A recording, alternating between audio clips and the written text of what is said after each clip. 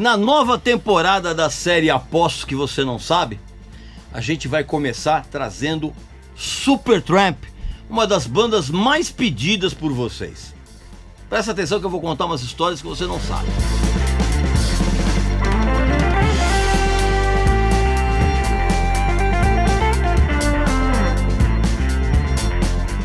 Meu amigo e minha amiga, eu tenho uma dica para você sensacional, cara. Um produto que, além de ter uma qualidade absurda, ele tem praticidade e tem uma relação de custo-benefício incrível.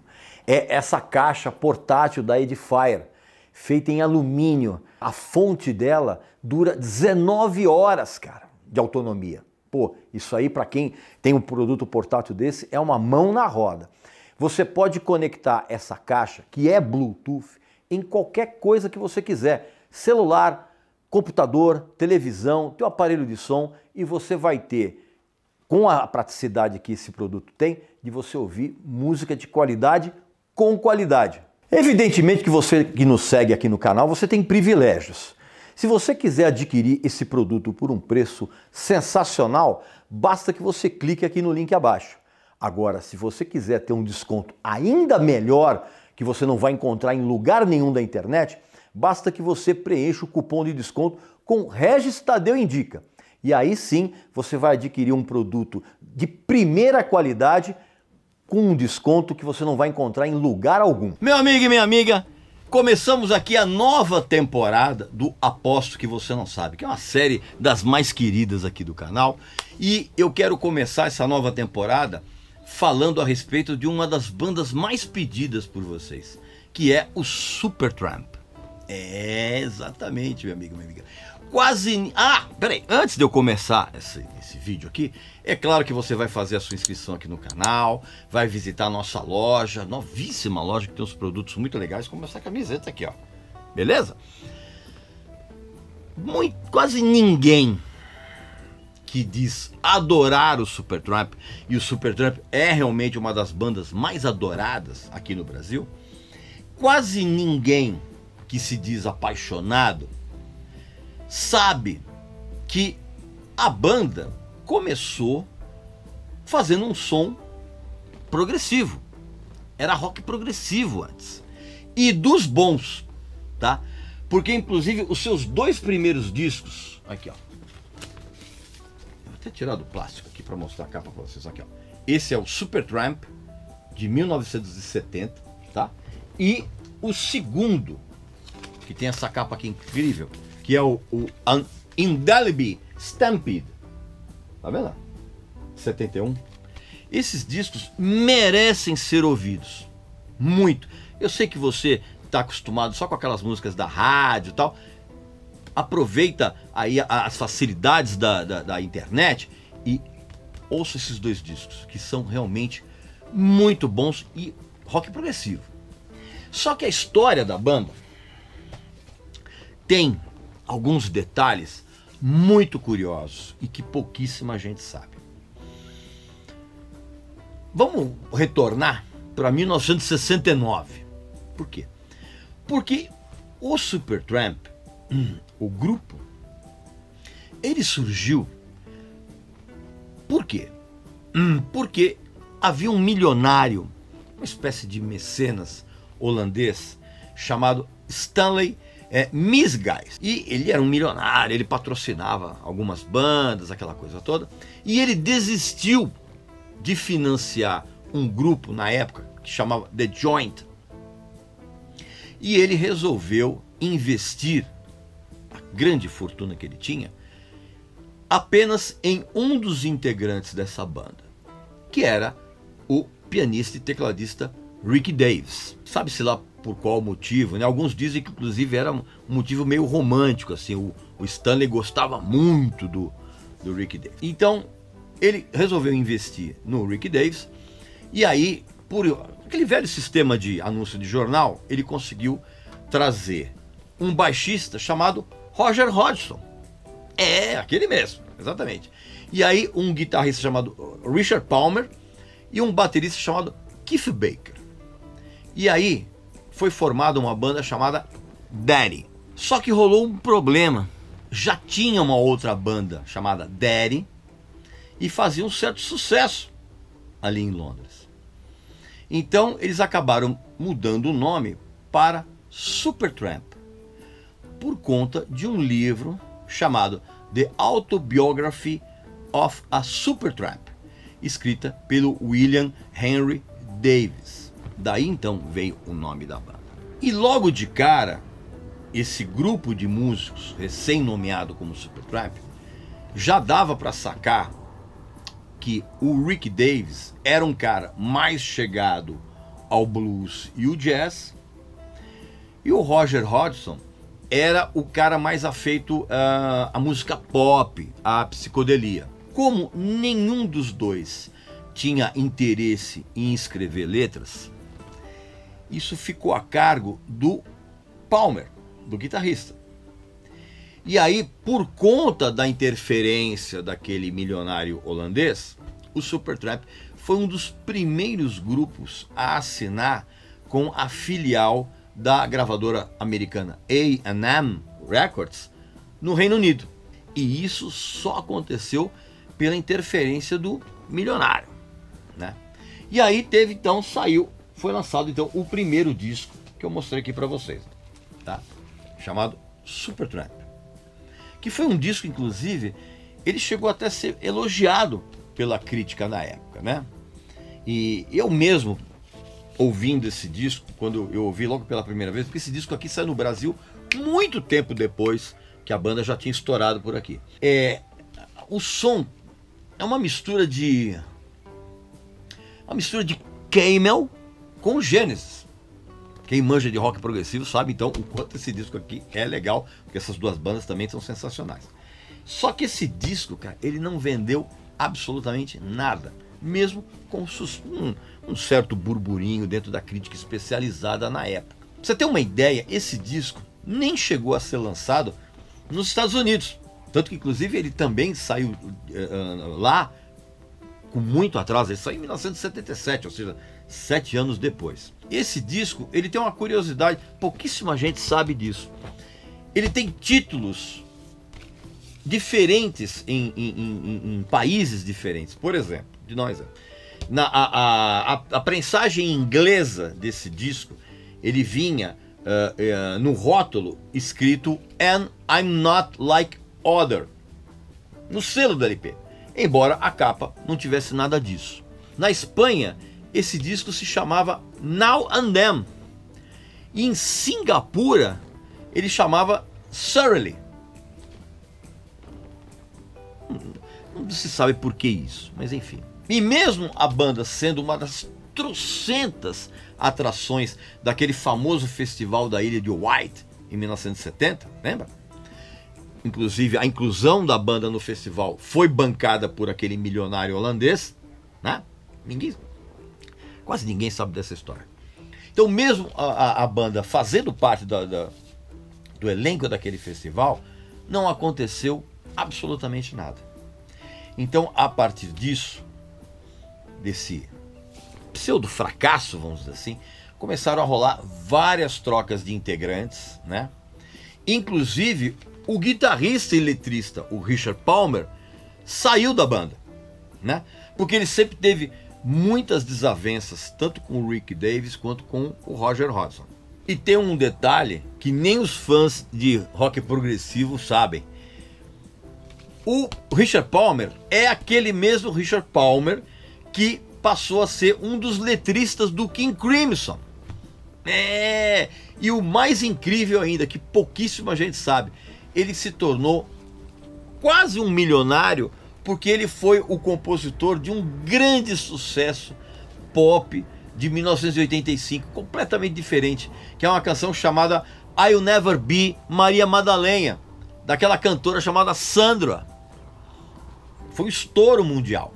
E porque ele foi o compositor dessa música, ele ganhou uma bolada espetacular. Aí depois você sabe muito bem, quer dizer, a grande maioria das pessoas não sabe, veio o segundo disco, né, que é o Indelible Stampede, tá, de 1971, que também é um disco muito legal. Inclusive, olha, foi lançado no Brasil, ó, olha que legal. Tá vendo? Bacana, né? Pois é, e esse disco marca a saída de todos os integrantes. Depois que esse disco foi lançado, todos os integrantes se mandaram, menos o Rick Davies e o Roger Hodgson, né? E, inclusive, o milionário holandês acabou também, depois desse disco, tirando totalmente qualquer tipo de investimento. Porque esse disco aqui, cara, ele conseguiu a proeza de vender menos que o disco anterior, o disco de estreia. E aí o que acontece? Todo mundo debandou, até mesmo o mecenas holandês, o milionário, e aí o Rick e o Roger ficaram sozinhos. Como aconteceu com milhares de bandas, cara, seria o fim, né? Várias bandas aconteceram essa mesma história e elas acabaram. Só que eles tentaram mais uma vez, e aí eles trouxeram novos integrantes para o Supertramp, que é a formação que todo mundo conhece, quer dizer, todo mundo. Os fãs se habituaram porque foi uma fase, calma que eu já vou contar. Foi nesse momento de turbulência que a formação se estabilizou, porque entraram o saxofonista chamado John Halliwell, o baixista Doug Thompson e o batera Bob Sinberg. Só que, evidentemente, a banda precisava vender discos para poder sobreviver, né? Não tinha outro jeito. Caso contrário, tudo iria se esfacelar e ia cada um para o seu lado. Então era aquele caso de banda que precisava desesperadamente de sucesso de vendas. E aí, o que pouquíssima gente sabe é que a banda realmente iria acabar, se não fosse por uma figura muito importante para a história do grupo, que era um cara chamado David Margenson, que era o diretor de artista e repertório da gravadora, a A&M. E sabe-se lá por qual motivo ele botou a banda inteira numa fazenda ali nos arredores, ali no interior da Inglaterra, uma fazenda inclusive do século XVII, no meio do nada.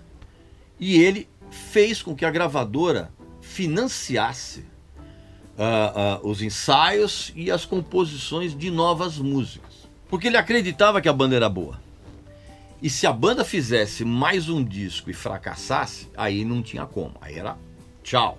E além de fazer esse investimento, ele contratou o Ken Scott, que era o cara que tinha trabalhado na produção do Ziggy Stardust, do David Bowie. Qual era a função dele? Coordenar e gravar o próximo disco, que tinha que estourar de qualquer maneira. E a banda saiu desse período na fazenda, acredite, com 42 canções, das quais escolheram 8, que depois foram gravadas em vários estúdios diferentes. Inclusive, um desses estúdios foi o Rampart, que era de propriedade do The Who. E aí gravaram essas 8 canções. E aí eles lançaram em 74 um compacto, raríssimo compacto, que tem Land Ho de um lado e tem Summer Romance do outro. Inclusive, as músicas desse compacto foram incluídas décadas depois numa coletânea chamada Retrospectable, que saiu em 2005. São duas canções bem legais. Então lançaram esse compacto, que não aconteceu nada, e aí finalmente deram a última cartada, que era lançar o disco novo, que fez um enorme sucesso, inclusive nas rádios brasileiras da época, e que trazia uma mudança absurda no som dos caras. E por que essa mudança? Porque o som, além de ficar com uma pegada um pouco mais pop, ele tinha um som absolutamente cristalino. E o disco é Crime of the Century. você tem uma ideia, eu gosto tanto desse disco que eu tenho as duas versões, tá? E essa versão aqui tem um negócio que é muito legal. Você vai ler aqui, ó, Original Master Recording, ou seja, esse disco, essa edição aqui, ela foi extraída diretamente da master original de estúdio. Então ela tem uma qualidade de som simplesmente inacreditável. O disco já tinha uma gravação incrível. Aqui, ó. Deixa eu mostrar aqui para vocês, ó. Tá vendo? Aqui vem explicando o que é essa série Original Master Recording. Aliás, toda vez que você encontrar um vinil dessa série aqui, pode comprar, porque ela tem um som muito superior às edições normais, né? Então aqui, ó, portadão, linda edição inglesa original. Esse disco aqui é simplesmente espetacular, um clássico. E curiosamente, eu tive contato com esse disco a primeira vez justamente por causa do sucesso radiofônico que esse disco teve no Brasil, por conta de 3 músicas, que era School, Bloody Well Right e Dreamer, que era a canção estouradaça em todo lugar, inclusive aqui no Brasil. A carreira da banda estava salva, porque eles venderam muito com esse disco. Ou seja, a carreira ganhou uma sobrevida, vamos dizer. Eu já vou explicar por que esse termo. A ponto, inclusive, da banda fazer uma dedicatória nas prensagens posteriores ao antigo milionário, né? Chamando o cara de Sam. E foi um disco que realmente vendeu muito, porque é espetacular. E aí esse disco tem alguns detalhes que aí pouca gente sabe. Apesar das canções assinadas pela dupla Roger e Rick, os dois, eles realmente compuseram apenas School juntos, né? As outras canções foram compostas individualmente, só que eles assinavam em conjunto, como aconteceu com Lennon e McCartney, com o Mick Jagger e o Keith Richards, aquela coisa toda. O Rick Davies, ele compôs aqui a Bloody Well Right, a Asylum e a Rudy. São as 3 músicas que o Rick Davies compôs sozinho. Assim como a faixa título, né? Que por décadas foi considerada uma parceria concreta, mas na verdade não, cara. Ela foi composta só pelo Rick Davies. E em Dreamer, que é uma música do Roger Hodgson, só o solo de piano e assim alguns versos foram compostos pelo Rick Davies. E as outras canções, como Dreamer tem uma outra aqui, como é que chama? Não? If Everyone Was Listening e Hide in Your Shell, foram compostas pelo Roger, né? Inclusive essa última canção, a Hide in Your Shell, ela fala, se você prestar atenção na letra, ela fala do isolamento que ele sentia, não apenas na vida pessoal dele, mas também dentro da banda, porque ele era um cara muito diferente dos outros, cara. Inclusive principalmente do Rick Davies. E a Dreamer, que foi o grande sucesso radiofônico desse disco, cara, era uma canção antiga que o Roger tinha composto, cara, quando ele tinha 19 anos, ele ainda morava com a mãe. E a banda, quando ele mostrou essa canção para a banda, os caras tiveram uma dificuldade muito grande de recriar aquilo que o Roger tinha gravado na demo, né? E um dos motivos deles começarem a discutir foi exatamente que o Roger ele bateu o pé dizendo que a canção tinha que ser gravada exatamente como estava na demo, né? Inclusive tanto no aspecto dos arranjos dos vocais como na instrumentação. Isso já começou a gerar um atrito entre o Roger e o restante da banda. Uma outra história que eu tenho certeza que você não sabe é que se você ouvir, por exemplo, uma canção chamada School, você vai reparar que tem o grito de uma garotinha nessa canção.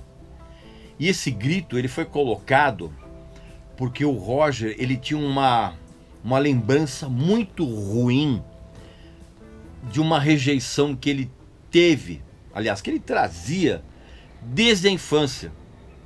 Uma rejeição das garotas, das amigas, das pessoal que estudava com ele, né? E eu vou afirmar um negócio aqui para você com toda certeza. Isso é uma coisa que quase ninguém nunca tocou nesse assunto. A gaita que aparece na introdução da School, que faz um clima na canção, ela não foi tocada pelo Roger, e sim pelo Rick Davis.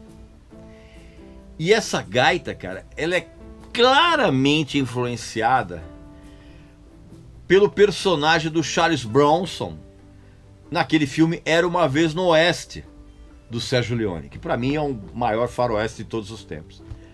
Se você assistir esse filme, presta atenção que é nítida a influência, né? E ninguém comenta isso, mas presta atenção que é verdade. O sucesso do disco foi um absurdo e foi tão grande que chegou a ser surpreendente. A ponto do David Margerson, que era o cara que tinha bancado isso dentro da gravadora para os caras, ele abandonou o emprego e se tornou o empresário do Supertramp. Olha que ponto o cara realmente acreditava na banda. E aí você lembra que eu falei que eles tinham saído daquela fazenda com 42 canções? Então eles escolheram as 8 que entraram no Crime at the Center, e as outras, cara, elas foram sendo espalhadas e regravadas nos discos posteriores, tá? Inclusive esse disco aqui, ó, chamado Crisis, What Crisis, que é o que veio depois, ele é inteirinho composto por canções que tinham sido compostas naquele período da Fazenda.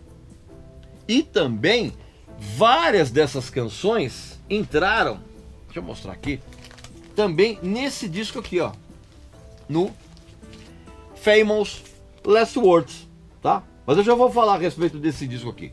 Ainda não é hora da gente tocar nesse disco aqui. Então, esse disco aqui, ele é um disco de sobras daquelas músicas, tá?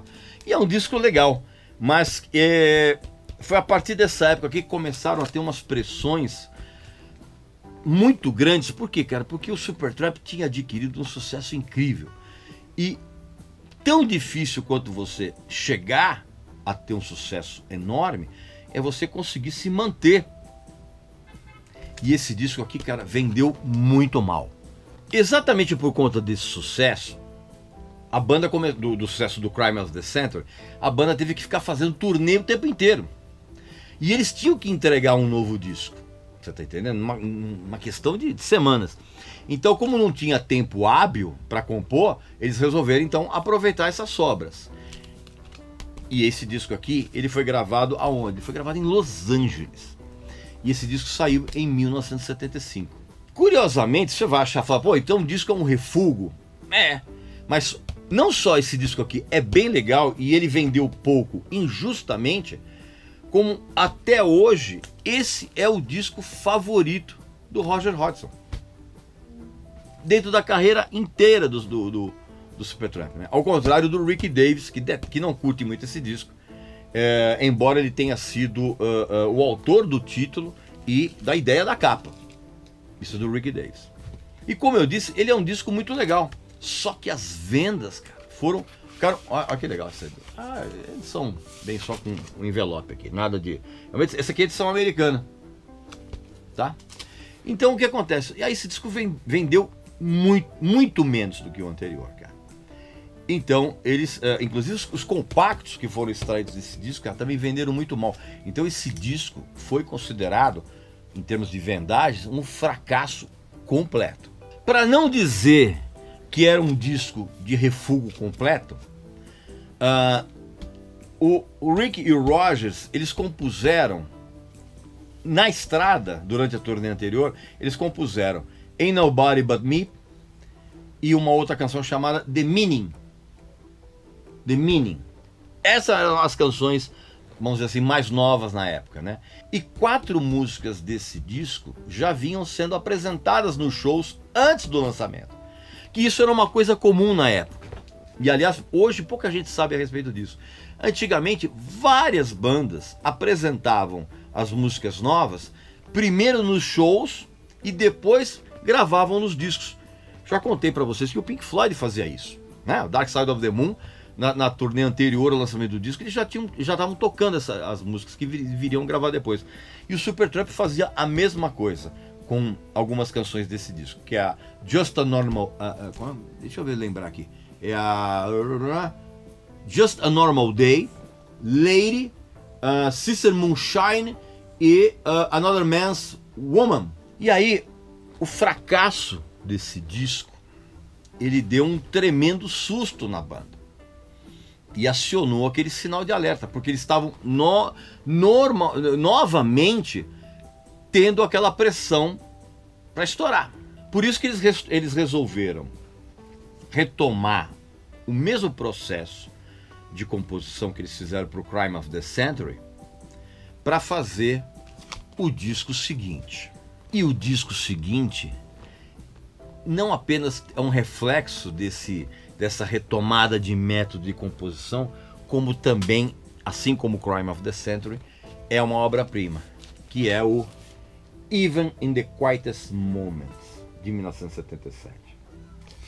Outra obra-prima, que estourou inclusive com Give a Little Bit na rádio, também tocava o tempo inteiro, né?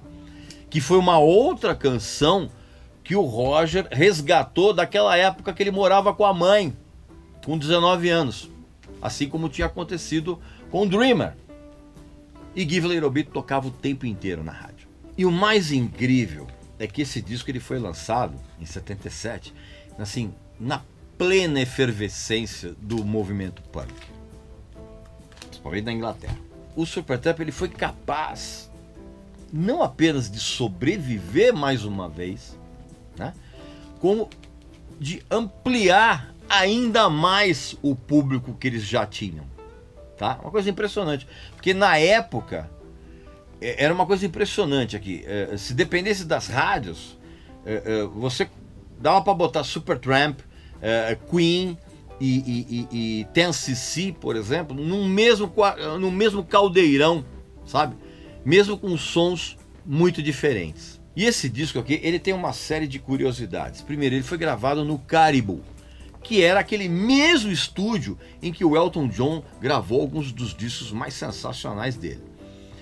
A qualidade de gravação desse disco era e ainda é absolutamente incrível, sabe? Mesmo para os padrões atuais, ainda mais para os padrões da época. E isso foi conseguido graças ao trabalho de um jovem engenheiro de som na época, chamado Peter Henderson. Guarda esse nome. Porque depois ele trabalhou em vários dos discos seguintes da banda.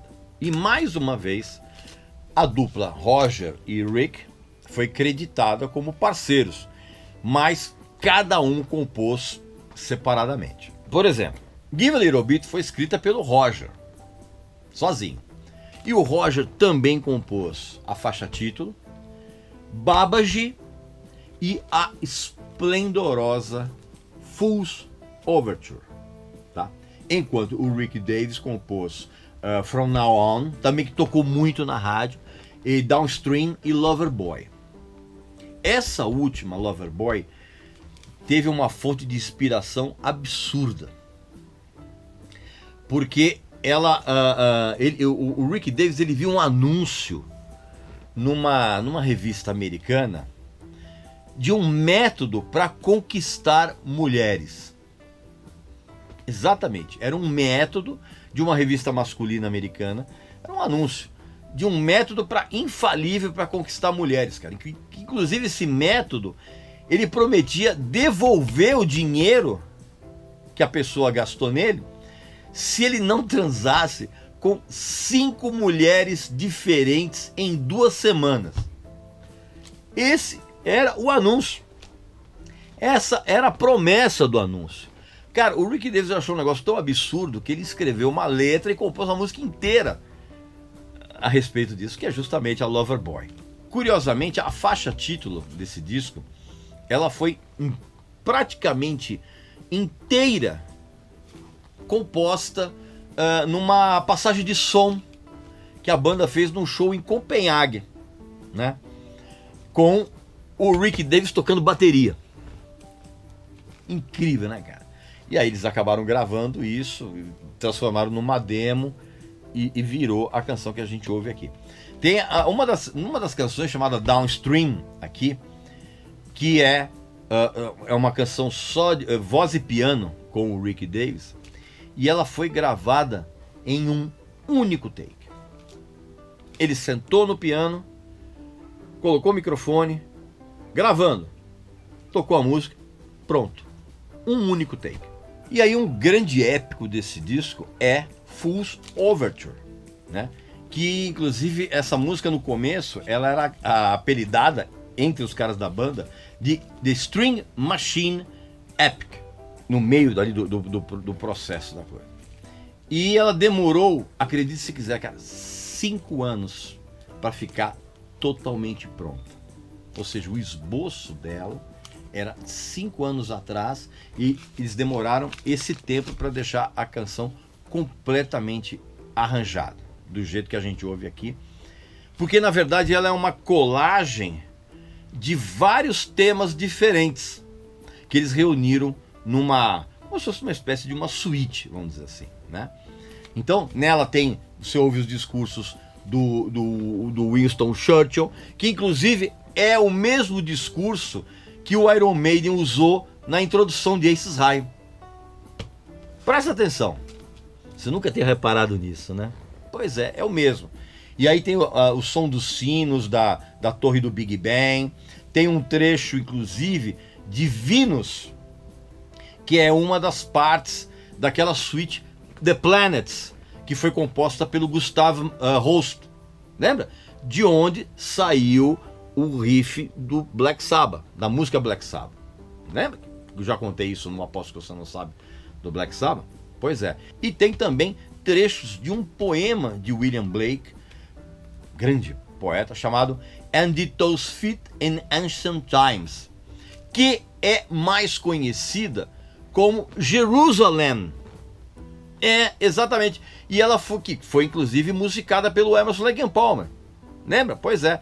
E tem também trechos de Dreamer nessa Fool's Overture. Se você ouvir com fone, você vai prestar atenção direitinho nesse monte de citações e samples que tem dentro dessa canção. E essa capa tem uns detalhes que ninguém percebeu, cara. Esse fundo aqui de montanhas é falso, né?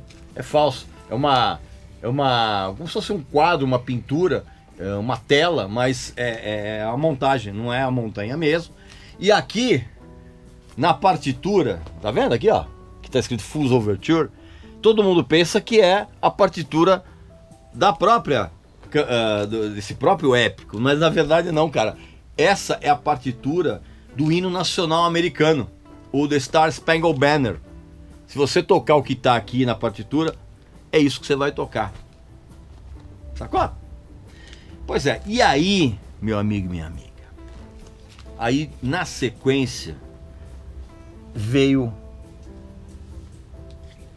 esse outro sucesso estrondoso, Breakfast in America, né? 1979, que elevou a banda a um patamar de sucesso comercial absurdo.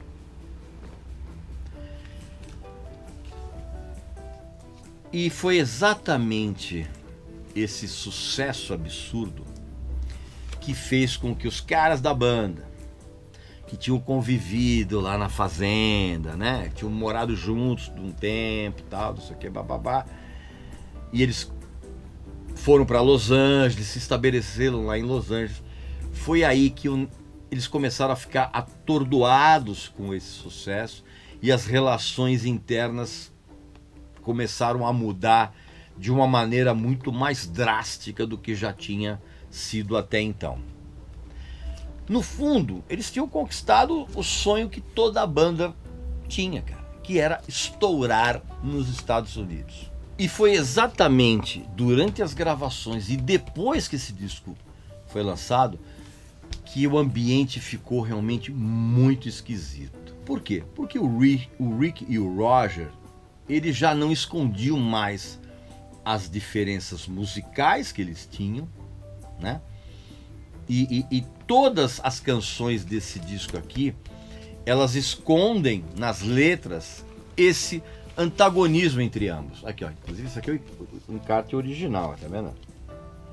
Se você prestar atenção nessas letras, você vai sacar que existe um embate entre os dois, né? Muito disfarçadamente no clima de alegria das canções. E também havia umas diferenças pessoais muito grandes entre os dois. Você tá entendendo? Porque isso já tinha começado no disco anterior, quando o Rick Davies, ele não queria de jeito nenhum gravar Babaji. E houve uma briga interna, né? O Roger bateu o pé dizendo que tinha que gravar essa música, tal, não sei o quê. E o Rick acabou concordando.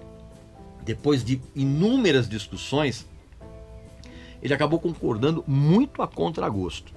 Então, esse clima entre os dois aumentou ainda mais nas gravações e depois do lançamento desse disco. Porque também foi nessa época, cara, que o Roger, ele abraçou de vez a religião. Só que ele começou a fazer parte de uns grupos religiosos alternativos, assim, tinha muito disso na Califórnia na época, que misturava os ensinamentos do budismo, do hinduísmo, com aquele idealismo hippie. Eram umas seitas, na verdade. E uma dessas seitas acabou sendo a favorita do Roger, que era liderada por um autodenominado Swami Kriyananda, né? Que na verdade era um picareta chamado Donald Walters. Para você ter uma ideia da doideira da cabeça do Roger Hodgson, isso é uma coisa que pouca gente sabe, foi o tal de Swami que escolheu a mulher com quem o Roger se casou. Outro motivo de forte discussão entre o Roger e o Rick surgiu por causa do título desse disco aqui, né? Porque o Rick Davies, ele queria que esse disco chamasse Working Title, ou Hello Stranger, que remetia a uma das canções do disco, que era Goodbye Stranger. Aliás, belíssima canção, que também tocou muito na rádio. Aliás, esse disco inteiro, várias tocaram muito na rádio. Take a Long Way Home, Logical Song, Goodbye Stranger, a própria faixa título, enfim, foi também um sucesso radiofônico muito grande. E o engenheiro dos Beatles, o engenheiro de som, o Geoff Emerick, ele trabalhou no disco anterior, no Even the Quietest Moments, né? Mas quem deixou a banda muito impressionada foi exatamente aquele Peter Henderson, né? Que inclusive eles trouxeram o cara para trabalhar nesse disco aqui, tanto que inclusive ele divide o crédito de produção com a banda, né? Ele foi o coprodutor. E como todo mundo ali, né? O Rick, o Roger e o novo produtor, o Peter, eles eram muito meticulosos. Então as gravações desse disco aqui acabaram se estendendo num tempo muito maior do que o habitual na época, você tá entendendo? Você tem uma ideia, tem uma história que pouca gente sabe disso. Eles levaram uma semana só para achar o som de bateria desse disco aqui. Negócio absurdo. E o Roger, ele é um cara, ele estava tão encanado com a qualidade do ar dentro do estúdio, que o que aconteceu, cara? Que ele levava, acredite se quiser, um aparelho ionizador, né? Aquela coisa já, o Roger já envolvido com seita, com coisa, ele encanou que o ionizador ia trazer pureza ao ar dentro do estúdio, né? E o Halliwell, que era o saxofonista, cara, ele dizia que aquilo ali é que causava dor de cabeça nele. E aí começaram a brigar por causa disso, né? Só que as brigas, cara, não é aquela coisa de um ficar xingando o outro ou um dando soco no outro. Cara, eles brigavam da seguinte forma: as pessoas não se falavam, né? Então o que acontece? Quando o Rick Davies e o Roger Hodgson, eles brigavam, eles ficavam sem se falar. E o saxofonista também ficou sem se falar. Cara, foi um período muito esquisito dentro do estúdio. Como esse disco demorou muito mais tempo para ser gravado, eles demorou mais de 2 meses, o Roger, com aquela piração religiosa, etc., ele montou um acampamento no lado de fora do estúdio, né? Com barraca e tudo, para que ele pudesse trabalhar mais continuamente dentro do disco e não precisasse perder tempo se locomovendo pela cidade. O cara montou uma barraca, uma tenda ali no jardim do estúdio do King. Uma coisa absolutamente, bom, típico daquela época, né? E ele, assim como eu, né, que sempre dou uma importância muito grande à escolha do repertório correto e da ordem das músicas, né, no disco, ele ficou obcecado com isso, o Roger. E aí, cara, aí as mixagens desse disco foram muito tensas, cara, em termos de opiniões, e elas, inclusive, as mixagens, elas foram encerradas, cara, assim, poucos dias antes do prazo final para entregar o material para a gravadora prensar os LPs, né? E esse disco, deixa eu pegar aqui de novo, cara, que eu tenho um negócio para mostrar aqui para vocês. Esse disco aqui, ele rendeu, como eu falei, inúmeras canções de sucesso. Várias foram lançadas em compacto. 3 músicas do Roger, que foram The Logical Song, que a faixa título, Breakfast in America, e Take the Long Way Home. Essas 3 são do Roger. E uma delas era do Rick, que é a Goodbye Stranger. Essas músicas saíram em compacto. E se você prestar atenção na letra e na própria capa desse disco, havia um direcionamento satírico, vamos dizer assim, em relação à maneira de viver a sociedade americana como um todo. E isso está explícito na capa, né? A capa é lendária, né? E em outras 3 canções. Na música que abre o disco, chamada Gone in Hollywood, na própria Breakfast in America e na última canção do disco, que chama-se Child of Vision. Embora a banda sempre dissesse que fosse coincidência, não, cara. Se você prestar atenção na letra, você vai reparar que eles estão satirizando o chamado American Way of Life. Ah, e tem um detalhe, né, cara? Quem aparece na capa é uma atriz americana, uma comediante chamada Kate Murtagh, que infelizmente ela faleceu em 2017. Ela aparece aqui na capa e aparece aqui, ó, servindo os caras no balcão de uma lanchonete, né? E aí veio a turnê absolutamente extensa, né? E no backstage dessa turnê, as coisas ficaram um pouquinho mais tranquilas, vamos dizer assim, né?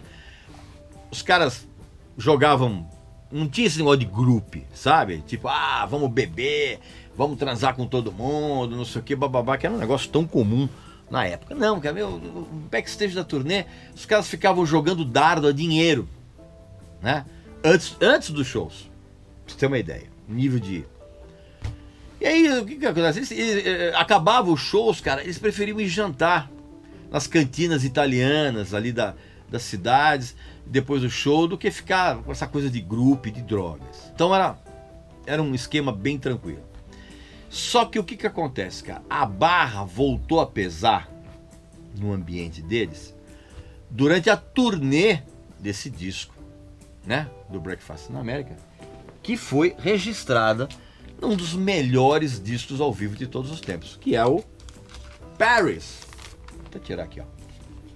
Paris, lançado em 1980.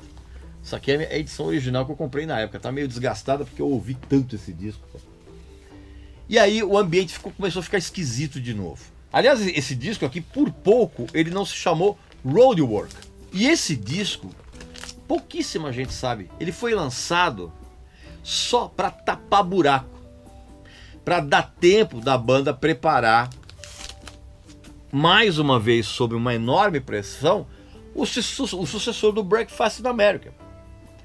Então, esse disco aqui é espetacular. Inclusive, deixa eu mostrar uma coisa para vocês que é muito legal. Essa edição aqui, ó. Aqui, ó. A edição dupla. Inclusive, essa primeira prensagem, cara, ela vem com os encartes. Olha que legal, essas fotos de shows. Tá? As outras, se eu não me engano, as outras edições não saíram com isso aqui, cara. Mas essa aqui veio, olha aqui, ó. Olha que bacana. Muito legal. Isso aqui, esse disco ao vivo aqui é absolutamente clássico. Eu conheço gente que não tem nada do Supertramp, mas tem esse disco. É incrível, né? E então, na verdade, o que pouca gente sabe é que esse disco não era para ter sido lançado. Ele só foi lançado que era para dar tempo da banda compor pro sucessor do Breakfast in America. E com uma pressão gigantesca por parte da gravadora. E foi exatamente nessa turnê, cara, que o Roger, ele se cansou de discutir com os outros caras da banda e ele resolveu sair para fazer uma carreira solo. Ele pegou a família, ele foi embora de Los Angeles, né? Foi lá para as montanhas lá do norte da Califórnia, aquela parte montanhosa da Califórnia. Lá ele construiu uma casa, né, com o seu próprio estúdio, e ele começou a trabalhar nas suas próprias canções, né? Que ele iria se chamar. Depois eu já vou contar a história direitinho para vocês. Ele começou a compor sozinho. Só que o que acontece, cara? Esse disco ao vivo, ele fez um sucesso absurdo. Mas ele é um disco que tem um monte de retoques. Ou seja, os overdubs. Principalmente de vocais.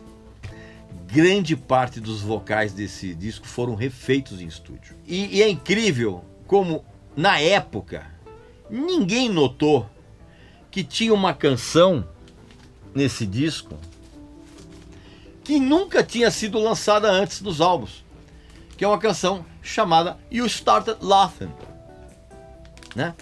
Eu quando eu olhei essa música, eu falei, mas que música é essa, não sei o que, bababá. E eu não fui atrás disso. Muitos anos depois, eu descobri que essa música não tinha em nenhum dos discos do Supertramp. Era uma canção inédita e continua inédita aqui. E muita gente, e evidentemente que a gente não sabia, cara, porque ela foi o lado B de um compacto que foi um verdadeiro fracasso na época do Crisis What Crisis, quando foi lançada a música chamada Lady.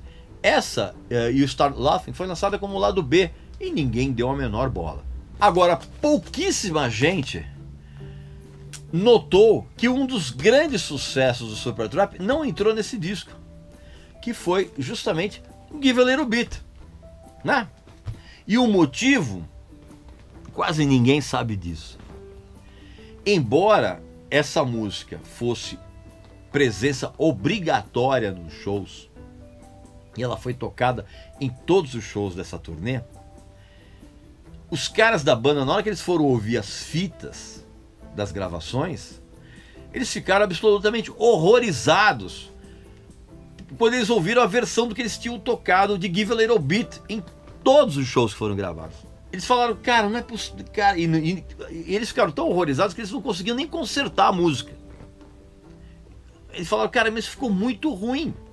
E o que acontece? Essa música não entrou no disco. Só que, curiosamente, Give a Little Bit foi lançada, sabe quando, cara? Em 2012, no DVD do show. Que é o Live in Paris 1979, que é dessa mesma turnê aqui, tá?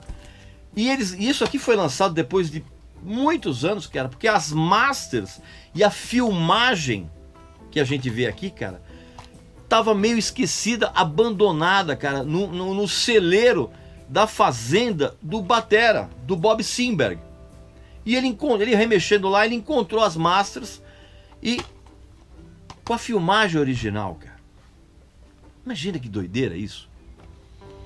E aí o que acontece? Como eu falei, o Roger anunciou que ia sair da banda, e por força contratual, ele teve que gravar mais um disco com os caras, que foi esse aqui, ó, em 82. Famous Last Words, né?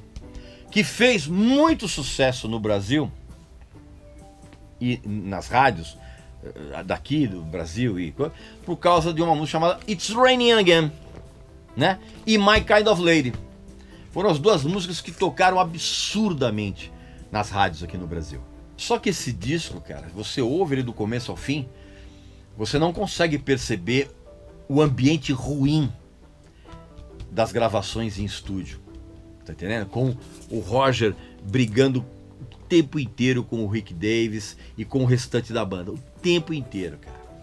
E obviamente que tudo foi abafado, né? Para não ser divulgado na imprensa, né? Inclusive, deixa eu mostrar aqui para vocês. Olha que legal. O encarte original do Famous Last Words. E aí foi durante a turnê desse disco, que seria a última com o Roger, em 83, que a banda, inclusive, ela acabou levando para o palco 2 músicos contratados, sendo que um deles era muito conhecido dos fãs do Alice Cooper, que era o guitarrista tecladista Freddie Mandel, que também ele chegou, inclusive, a tocar teclado escondido na turnê do Queen, na turnê do Hot Space, né, no ano anterior. E aí ele passou depois a contribuir com os teclados nos álbuns seguintes, tanto do Queen quanto do Supertramp. E no meio dessa turnê, cara, o Roger, ele já não estava aguentando as brigas, que é o tempo todo, ele nem esperou a turnê terminar. Ele anunciou para as plateias nos shows que ele estava caindo fora. Que até então era uma notícia que não tinha sido vazada pela imprensa, o público não sabia. E ele no meio da turnê, ele falou, quer saber uma coisa? Dane-se. Ele no meio dos shows, ele falava, pessoal, essa aqui é a última turnê, tô caindo fora da banda, não sei o que, bababá, o que deixou todo mundo do Supertramp muito puto da vida. E ele falava para as plateias, dizendo que o motivo, dizendo que ele queria passar mais tempo com a família e que ele estava preparando uma carreira solo, né? E o que quase ninguém sabe é que o Roger, ele teve essa atitude, vamos dizer assim, drástica, depois que ele teve uma briga seríssima com a então empresária da banda na época, que era a Sue Davis, que era mulher do Rick Davis, né? Ele já vinha se estranhando já há muitos anos, e aí, quando teve essa briga muito séria, o Roger chutou o balde, né? E ele foi gravar, então, foi fazer a sua carreira solo, né? Ele soltou alguns discos. Eu tenho os 2 primeiros. Um é esse aqui, ó, que é o In the Eye of the Storm, né? E o outro é o Hi Hi. Tá? São 2 discos bem mais pop, assim, são discos legais. Você tem que entender que são discos pop, né? Mas são discos legais. E aí, sem o Roger, o Supertramp prosseguiu. Ele gravou esse disco aqui, chamado Brother, Where You Bound, em 1985, que desinteressou praticamente a maioria dos fãs da banda. Por quê, cara? Mesmo que esse disco, ele é um disco bem decente, né? Não tinha o Roger Rosa. Inclusive, esse disco aqui, ele tem uma... Como é que fala? Uma espécie de épico. Tem mais de 16 minutos, que é justamente a faixa título, que traz os solos de guitarra do David Gilmour, do Pink Floyd, e a guitarra base do Scott Gorham, que era do Tin Lizzy. Meu amigo. E essa música, a demo dela, tinha sido preparada para ser incluída no Famous Last Words, né? E ela só não entrou, essa música só não entrou porque ela foi considerada progressiva demais para aquele álbum. Mas acabou entrando no Brother, Where You Bound, de 1985. Só que o que era ruim acabou piorando ainda mais na turnê. Porque os caras da banda, liderados pelo Rick Davis, decidiram que na turnê eles não iriam tocar nenhuma música do Roger nos shows. Nenhuma. Porque eles queriam, a cabeça deles, estabelecer como é que você... estabelecer a separação de identidade que o Roger tinha trazido para o Supertramp, cara. Além de botar um monte de músicos de apoio. Assim, a estratégia foi a pior possível. Eles inclusive fizeram uma turnê absolutamente desastrosa, que inclusive passou pelo Brasil. Imagina, cara. Um show do Supertramp que não tem Dreamer, não tem Take a Long Way Home, não tem School.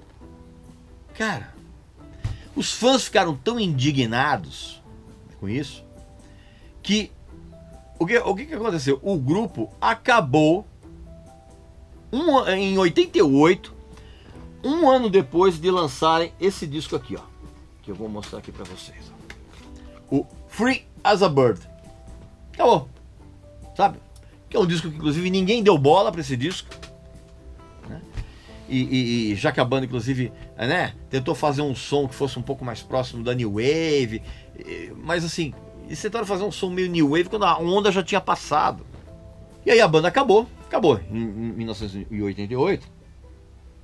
E muitos anos depois, o Rick e o Rogers, eles quase voltaram a trabalhar juntos novamente. Isso aconteceu depois que eles se apresentaram junto com o saxofonista lá, o John Halliwell.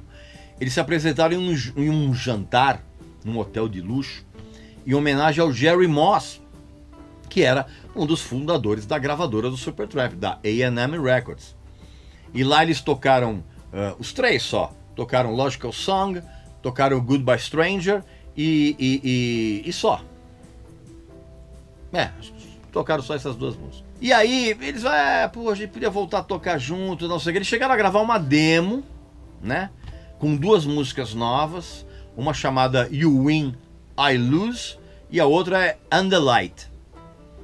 Mas aí o que acontece, cara? O Rick Davies e o Roger, eles quebraram o pau de novo por conta de discussão a respeito de empresariamento, dessa volta do Supertramp, e a coisa acabou gorando. Ocasionalmente rolaram algumas reuniões da banda com a sua formação clássica uns anos depois, tipo em 1996, mas sem o Roger, né? A formação clássica sem o Roger e sem o baixista, o Doug Thompson. E aí eles trouxeram outro guitarrista, vocalista chamado Mark Hart, que era um cara que tinha tocado no Crowded House, né? E mais um monte de músicos contratados, ou seja, tudo descaracterizado. Essa turnê acabou originando mais um disco de estúdio de 1997, chamado Some Things Never Change, né? Que foi praticamente um disco gravado ao vivo em estúdio. E inclusive esse disco tem aquelas duas músicas que o Rick e o Roger tinham gravado juntos depois que eles se reconciliaram momentaneamente, né? E curiosamente essa capa aqui, cara, ela é uma mensagem de que o chá das 4 da tarde para os ingleses, ela é uma cerimônia tão sagrada que ela acontece em qualquer circunstância, em qualquer ocasião, inclusive, né, na Lua, né? E aí, daquela época até 2005, foram feitas diversas tentativas de trazer o Roger de volta, né? Inclusive, ele até chegou a declarar que o Supertramp não tocava as músicas dele, porque eles tinham feito um acordo verbal. Mentira. Ele tentou dar uma melhorada na história. Mentira, não, nada disso, né? E aí eles soltaram mais um disco ao vivo, sem o Roger, evidentemente, chamado It Was the Best of Times, em 1999, e depois soltaram mais um disco de estúdio, chamado Slow Motion, em 2002. Pra você ter uma ideia de como o Supertramp estava por baixo, cara, esse disco aqui, ele só foi vendido nos Estados Unidos via correios. Quando os fãs entravam no site, compravam o disco no site e ele era enviado via correio, cara. Não foi lançado nas lojas, cara. E esse disco aqui, ele traz uma canção chamada Gold Rush, que é uma música que foi composta em 1970, né? Mas que foi aproveitada somente nesse disco aqui. E aí eles fizeram mais uma turnê desse disco e eles pararam. não sem antes trazer o Roger mais uma vez para fazer os shows com ele, e mais uma vez deu errado. A banda se separou em 2008 de novo, voltou às atividades 2 anos depois, né? Quando eles anunciaram que eles iam fazer uma turnê comemorativa de 40 anos, aquela coisa tal. E os fãs, cara, na época, os fãs, coitados, esses idiotas, né? Todo fã é idiota, meu Deus do céu. Eles fizeram uma petição para que o Roger estivesse na turnê, cara. Acreditando que uma petição de fãs, cara, era um negócio que ia fazer o Roger aceitar voltar com um empresariamento que ele não concordava. É fã idiota mesmo, né? Pois é. O Roger, quando ele soube disso, que o Supertramp tinha anunciado a turnê e os fãs tinham feito uma petição, o Roger anunciou que ele ia fazer a turnê ele sozinho. E fez. E o Supertramp não fez o que ele queria. Porque o Roger chegou para os caras e falou assim: ok, vocês vão fazer uma turnê? Vocês querem que eu volte? Ok, eu vou voltar, eu vou fazer alguns shows específicos e eu vou ganhar muito mais dinheiro do que vocês estão me oferecendo. E aí quem recusou foi o Rick Davis. E aí nos anos seguintes, o Supertramp parou, né? E o Roger continuou excursionando sozinho. Ele faz isso até hoje. Foi então que em 2015 o Supertramp avisou, né, que iria excursionar novamente. Só que eles tiveram que cancelar tudo porque o Rick Davis foi diagnosticado com um mieloma múltiplo, que é um câncer muito agressivo, e ele sobrevive até hoje, mas ele está totalmente afastado. E o Roger Hodgson continua fazendo shows, né? Pelo menos até antes da pandemia era assim. Pois bem, meu amigo, minha amiga, essas então foram algumas histórias que pouquíssima gente conhece a respeito do Supertramp nessa nova temporada da série Aposto que Você Não Sabe. Aqui nos comentários escreve a respeito da tua opinião sobre a banda, os discos que você gosta, aquela coisa toda. E não esquece de visitar a nossa novíssima loja, que tem uns produtos muito legais, como essa camiseta aqui. E eu volto muito em breve com mais um episódio da série Aposto que Você Não Sabe. E eu garanto, essa banda que eu vou trazer aqui é muito legal. Um abraço, saúde para você, para sua família e para seus amigos. Até a próxima.